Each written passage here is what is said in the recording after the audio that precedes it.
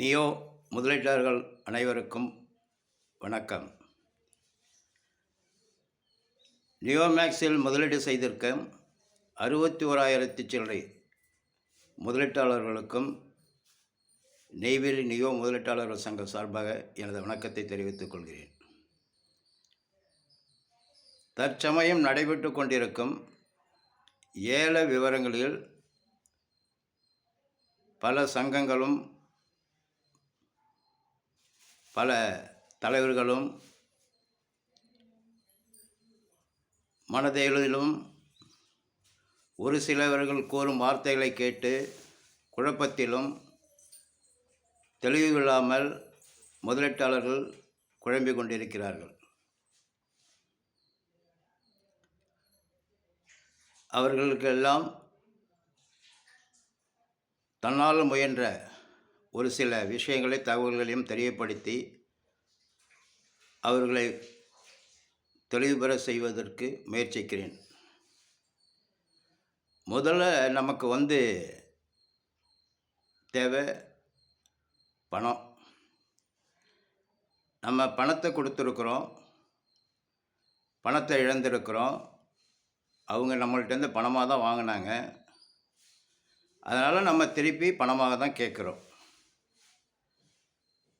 அந்த அடிப்படையில் பணம் மட்டுமே தேவை என்ற மிகப்பெரிய போராட்டத்தில் கிட்டத்தட்ட 3 ஆண்டுகள் நம்ம போராடி ஒரு நல்ல முயற்சி, நல்ல தீர்வுகள் வந்திருக்கிறோம். அப்படிப்பட்ட தீர்வுகளுக்கு தீர்வு கொடுப்பதற்காக அரசாங்கம் நல்ல முயற்சி எடுத்திருக்கிறது. அரசாங்கம்ன்றது கவர்மெண்ட் வேறு, அந்த கவர்மெண்ட் ஆளுமை செய்கிற அரசியல் வேறு. அதனால் இது கவர்மெண்ட் எடுத்திருக்கிற முடிவு. ஏன்னா கவர்மெண்ட்டு எல்லாத்தையும் தெரிஞ்சு, எல்லாத்தையும் கண்டுபிடிச்சி, எல்லா விவரங்களையும் சேகரித்து அதுக்கப்புறம்தான் இந்த நடவடிக்கை எடுக்க ஆரம்பிச்சிருக்கு. அதில் சென்ட்ரல் கவர்மெண்ட்டு செஞ்சுருக்க விஷயங்களும் மிகப்பெரிய விஷயங்கள். அவங்களுடைய ப்ரெஸ் ரிப்போர்ட்டில் நியோமேக்ஸ் நிறுவனத்தினுடைய தலைவர்கள் நாங்கள் 6,000 கோடி இல்லை 8,000 கோடி வந்தாலும் செட்டில் பண்ணுறேன்னு சொல்லி அபிலிட்டி போட்டு கொடுத்து ப்ரெஸ் ரிப்போர்ட் கொடுத்துருக்குறாங்க. அதே மாதிரி அவங்க பெயில் ஏன் கொடுத்தாங்க அப்படின்னா, இஓடபிள்யூ பொறுத்தவரைக்கு கம்ப்ளைண்டர் எவ்வளோ பேர் இருக்கிறாங்களோ அதில் 3 மடங்கு தொகையை ஷூரிட்டியாக கொடுத்தா மட்டுமே தான் பெயில் கொடுப்பாங்க. அவங்க ஆரம்ப காலத்தில் அவங்க சொன்னது தொகை ரொம்ப குறைவாக சொன்னாங்க. அதை மதிப்பீடு பண்ணி அவங்க சொத்து கேட்டாங்க. அந்த சொத்தை தான் இஓடபிள்யூவில் அவங்க கொடுத்துருக்குறாங்க. அதுக்கப்புறம் இந்த 2.5 ஆண்டு காலம் தீவிரமாக பெட்டிஷன் கொடுப்பதற்கான விளம்பரங்கள்லாம் கொடுத்தாங்க. அப்படி கொடுக்கும் பொழுது அதில் ஏகப்பட்ட பெட்டிஷன் வந்துச்சு. இதுவரைக்கும் வந்திருக்கிற பெட்டிஷன், வராத பெட்டிஷனை பற்றி அவங்க யாரும் பேசல. வந்திருக்க பெட்டிஷனுக்கு 6,000 கோடின்னு சொல்லியிருக்கிறாங்க. ஸோ இப்போ 6,000 கோடின்னா அவங்க 3 மடங்குன்னா 18,000 கோடி டெபாசிட் பண்ணால் தான் அவங்களுக்கு பெயில் கிடைக்கணும். ஆனால் அவங்க இப்போ தான் 6,000 கோடின்ற அந்த ஒரு ஸ்ட்ரக்சர் வந்திருக்கு. ஸோ அவங்க செட்டில் பண்ணுறேன்னு சொல்லி தானே முயற்சி பண்ணிகிட்டு இருக்காங்க. அதனால் முதலீட்டாளர்கள் செட்டில்மெண்ட் நடக்குன்றதுனால நீதித்துறை நல்ல முயற்சிகள் எடுத்துக்கிட்டு இருக்காங்க. அதில் நீதியரசர் பரதன் சக்கரவர்த்தி ஐயாக நமக்கு கிடைச்சது மிகப்பெரிய பாக்கியம் என கருதணும். அப்படி முயற்சி எடுத்ததில் நிறுவனமாக ஒத்து நிறுவனமாக கொடுத்தது தான் இவ்வளோ சொத்தும். அப்போ முதலீட்டாளர்கள் என்ன பண்ணியிருக்கிறாங்க அப்படின்னா, முதலீட்டாளர்கள் சொத்துக்களை கண்டுபிடிச்சிருக்காங்க. அந்த சொத்துக்கள் மேலே நடவடிக்கை எடுக்க சொல்லி இஓடபிள்யூவில் கொடுத்துருக்காங்க. அந்த எல்லாமே லிஸ்ட் அவுட் பண்ணி நடவடிக்கை எடுக்கிறதுக்கு ரெடி பண்ணி வச்சுருக்காங்க. வேறு எதுவும் பண்ணலை. அப்போ அதெல்லாம் பண்ணால் எவ்வளோ வரும்னா, அது ஏதோ ஒரு 1,000 கோடி 1,500 கோடி வரக்கூடிய வாய்ப்பு இருக்குன்னு சொல்கிறாங்க. இப்படி ஒரு கிரிட்டிக்கலான சூழ்நிலை, ஒரு இக்கட்டான சூழ்நிலையில் முதலீட்டாளர்கள் இருந்து கொண்டிருக்கிறோம். அதன் அடிப்படையில் இப்போ அவங்க சொத்தை ஏலம் விடுறதுக்கு ஒரு சிஸ்டமேட்டிக் வச்சு பண்ணணும் அப்படின்றதுக்கு தான் எம்எஸ்டிசியை அவங்க முடிவு எடுத்திருக்கிறாங்க.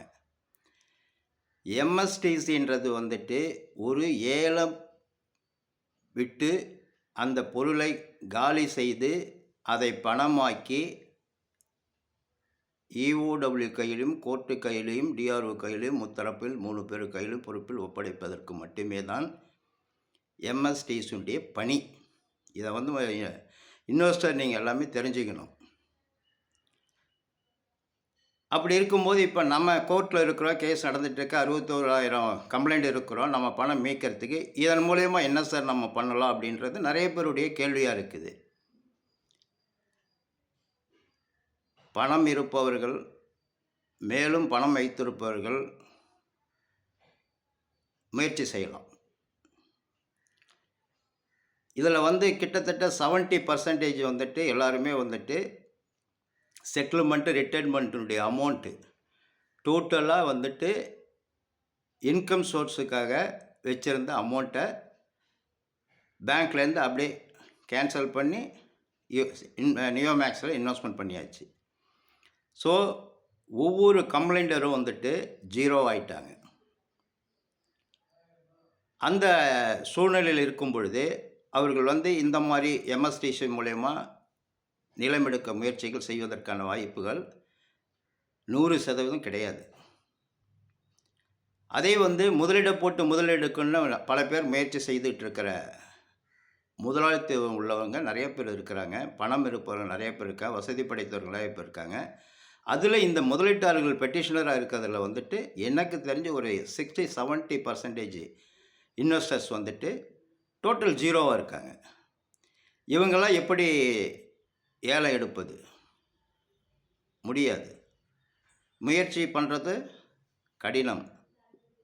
2வது வந்துட்டு இவங்க எது செஞ்சாலும் அது வந்து அக்கௌண்டபிளில் தான் போகும். அப்படி அக்கௌண்டபிளில் போனால் அதுக்கு ஐடிக்கும் இன்கம் டேக்ஸுக்கும் பதில் சொல்லி ஆகணும். ஐடிக்கும் இடி என்கொயரி வந்தாலும் அது சொல்லி தான் ஆகணும். இப்போ பணம் இருக்க 1 கோடி 2 கோடி 3 கோடி போட்டிருக்கவங்க அப்படின்னா அவங்களாம் முயற்சிக்கலாம். ஆனால் அவர்கள் முயற்சிக்கக்கூடிய விஷயம் அக்கௌண்டபிளில் தான் இருக்கணும். அக்கௌண்டபிள் இருந்தால் மட்டுமே தான் அவங்களுக்கு எந்த விதமான பிரச்சனையும் இல்லாமல் எல்லாத்துக்கும் வரி கட்டி அவர்கள் அந்த முயற்சியை செய்யலாம். இப்போ அவங்க அக்கௌண்டபிளில் காட்டணும், டேக்ஸ் கட்டணும், அந்த முயற்சியில் அவங்க இறங்கணும். அப்படி இறங்கினா தான் அது நடக்கும். அப்படின்னா அவங்களாம் வந்து எம்எஸ்டிசியில் போய் பதிவு பண்ணலாம். இல்லை வேறு சோர்ஸை நான் கிரியேட் பண்ணி ரிலேஷன்ஷிப் இல்லை வந்து சப்போர்ட் எடுத்து நான் ஒரு தொகையை எடுக்கிறேன்னா அதுக்கெல்லாம் நம்ம கணக்கு காட்டக்கூடிய சூழ்நிலை வரும் 100%. அப்படி அதுக்கெல்லாம் நம்ம ரெடியாக இருந்தால் நம்மளும் போய் எம்எஸ்டிசியில் உறுப்பினராக சேரலாம். இந்த உறுப்பினர்ன்றது ஏலம் கேட்பதற்கு மட்டுமே. ஏலம் கேட்ட பொருளை கொடுப்பதற்கு அவங்களுக்கு எந்த விதமான ரைட்ஸும் கிடையாது. ஏலம் கேட்பாங்க, ஏலம் கேட்கலாம், அந்த இடத்த எடுக்கலாம், அந்த இடத்தினுடைய யார் ஹையஸ்ட் பிட்டர் யார் இருக்காங்களோ அவங்களுக்கு கொடுத்துருவாங்க.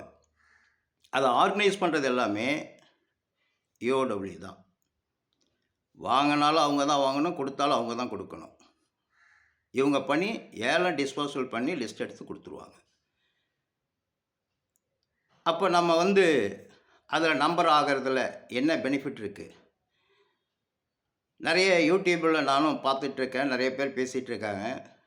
இடமும் வந்து எம்எஸ்டிசியே கொடுப்பாங்கன்ட்டு. 100% எம்எஸ்டிசி வந்து இடம் கொடுக்கறதுக்கு வாய்ப்பே கிடையாது. அவங்களுக்கு வந்து ஏலத்தை மட்டுமே நடத்தி முடித்து கொடுக்கணும் இந்த கோர்ட்டுக்கு. அதான் அவங்களுடைய பணி.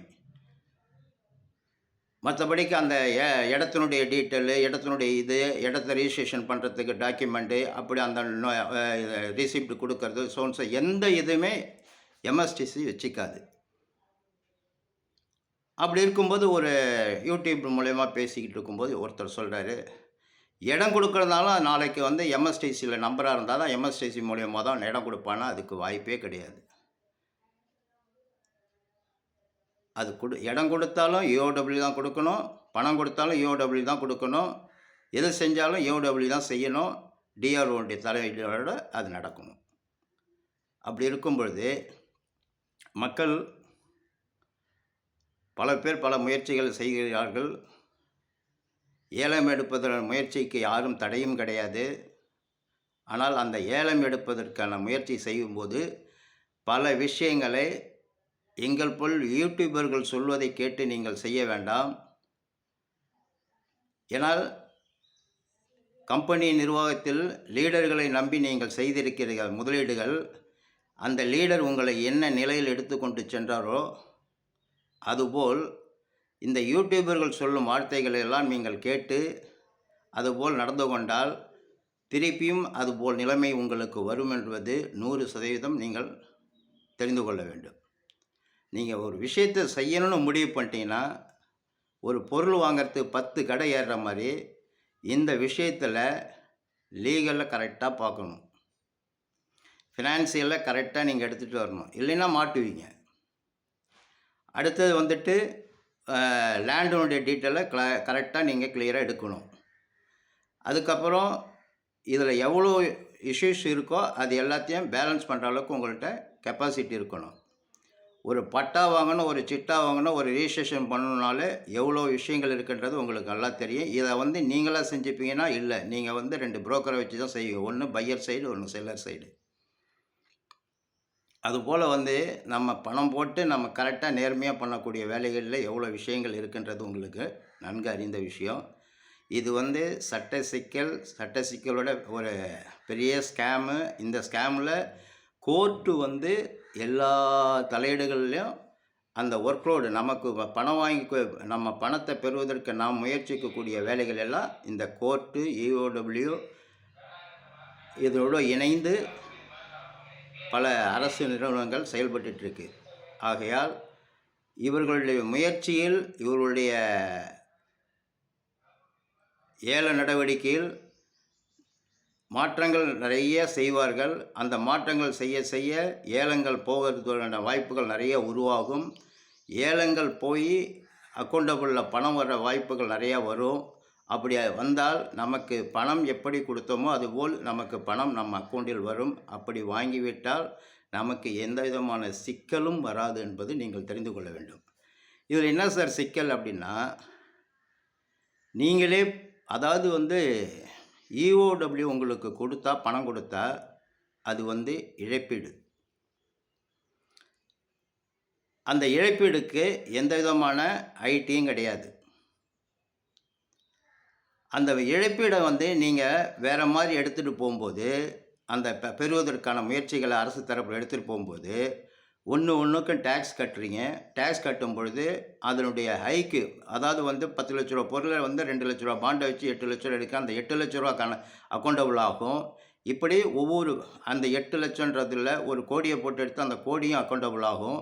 இப்படி அக்கௌண்டபிள் ஆக ஆக நீங்களும் திருப்பி சிக்கலில் மாட்டிக்கொள்வீர்கள் என்பது நீங்கள் புரிந்து கொள்ள வேண்டும். மற்றவங்களுக்கு பதட்டம் வரும். உங்களை காப்பாற்றுறது யார்? உங்கள் பிள்ளைகளை காப்பாற்றுறதுக்கு நீங்கன்ற மாதிரி உங்களை காப்பாற்றுறது யார்? உங்கள் குடும்பத்தை சார்ந்தவங்க தான். அதுபோல் இன்றைக்கி நம்மளை காப்பாற்றுறதுக்காக தான் நீதித்துறையும், EOWயும், EDயும், ITயும், அரசாங்கமும் 100% முறையாக செயல்பட்டுருக்கு. அதனால் புரிந்து கொண்டு செயல்படுங்கள். நீங்கள் செய்யணுன்னா உங்கள் தரப்பில் உங்களுக்கு தெரிஞ்ச, உங்களுக்கு நல்ல பழக்கப்பட்ட உங்கள் பகுதியில் இருக்கிற வழக்கறிஞரை நாடுகள், லீகல் ஒப்பீனியன் இது பண்ணுங்கள். ஐடி டீட்டெயிலை விசாரிச்சிங்க, ஒரு ஆடிட்டர்கிட்ட போயிட்டு இதெல்லாம் தெரிஞ்சு புரிஞ்சுக்கிட்டு கரெக்டாக தெளிவாக EOWவில் இதில் MSTCயில் நீங்கள் பதிவு பண்ணிவிட்டு ஏலத்துக்கு போகலாம், ஏலம் எடுக்கலாம். இந்த முயற்சியில் எடுக்க எடுக்க உங்களுக்கு எல்லாமே அக்கௌண்டபிளில் போகும். அதுக்கு நீங்கள் டேக்ஸ் எல்லாம் கட்டணும். திருப்பி அதுக்கு பதில்கள்லாம் நீங்கள் தெளிவான முறையில் சொல்லணும். இவ்வளோ பிரச்சனைகளும் வரும் என்பதை நீங்கள் புரிந்து கொள்ள வேண்டும். ஆகையால் இந்த MSTCயினுடைய பதிவுக்காக இந்த பதிவை நான் உங்களுக்கு தெரியப்படுத்துகிறேன். அடுத்தது என்னென்னா, கோவப்படுறது. அதாவது இந்த எதுக்காக கோவப்படுறோம்? யாரை காப்பாற்ற போகிறோம்? பொதுமக்களையும் பொது பணிகளை வந்துட்டால் பொறுமை வேணும். அந்த பொறுமை இல்லாமல் கோவப்பட்டுட்டு அடுத்த யூடியூபர்களை அடுத்தடுத்த ஆட்களை லீடர்களை நான் தான் ஏற்கனவே சொல்லியிருக்கிறேன். நான் லீடர் கிடையாது, இன்வெஸ்டர், பக்கா இன்வெஸ்டர். எனக்கு உள்ளது பிரச்சனையே வந்துட்டு 90 கோடி, 90 லட்சம். 90 கோடி இல்லை, 90 லட்சம். இந்த 90 லட்சத்தை நான் பெறதற்காக சட்ட ரீதியாக என்ன செய்யணுன்ற ஒரு நடவடிக்கையில் தான் சங்கத்தை தொடங்கி சங்கத்து மூலயமா செயல்படுறேன். அப்போ சங்கம்னும் போது ஒரு கூட்டு முயற்சி வேணுன்றதுனால தான் எங்கள் பகுதியில் உள்ள ஒரு கொஞ்சம் குறைந்த நபர்களை கூட்டு முயற்சிக்கு சங்க உறுப்பினர்களாக்கி சங்கத்தோடு செயல்பட்டுருக்கேன். அதனால் பேசும்பொழுது வந்துட்டு ஒரு சில குறிப்பான ஒரு சில ஆட்கள் அதிக கடினமான வார்த்தைகள் கொண்டு பேசுகிறாங்க. அதெல்லாம் வந்து மிகப்பெரிய தப்பு. அது அவங்க வயசுக்கு அது மரியாதை இல்லை. அதனால் மேலும் நான் யூடியூப் போடுவதை கொஞ்சம் குறைத்து கொண்டேன். காரணம் என்னென்னா, ஏதோ சட்ட ரீதியாக நல்ல விஷயங்கள், நல்ல தீர்வுகள் மக்களுக்கு போயிட்டுருக்கு அப்படின்னும்போது அது நல்லதே நடக்கட்டுன்னு. இந்த மாதிரி ஒரு சில இஷ்யூகள் வர்றதுனால நான் திருப்பி இந்த யூடியூப்பை இன்றைக்கி நான் உங்களுக்கு போடுறேன். இதில் ஏதாவது வந்து உங்களுக்கு கேள்விகள் இருந்தால் நீங்கள் வந்து எனக்கு நம்பர் இருக்குது, ஃபோன் பண்ணலாம், பேசலாம். தெளிவான முறையில் தெளிவாக நம்ம செல்வோம். வெற்றியோடு நம் பணத்தை மீட்டெடுப்போம். நன்றி, வணக்கம்.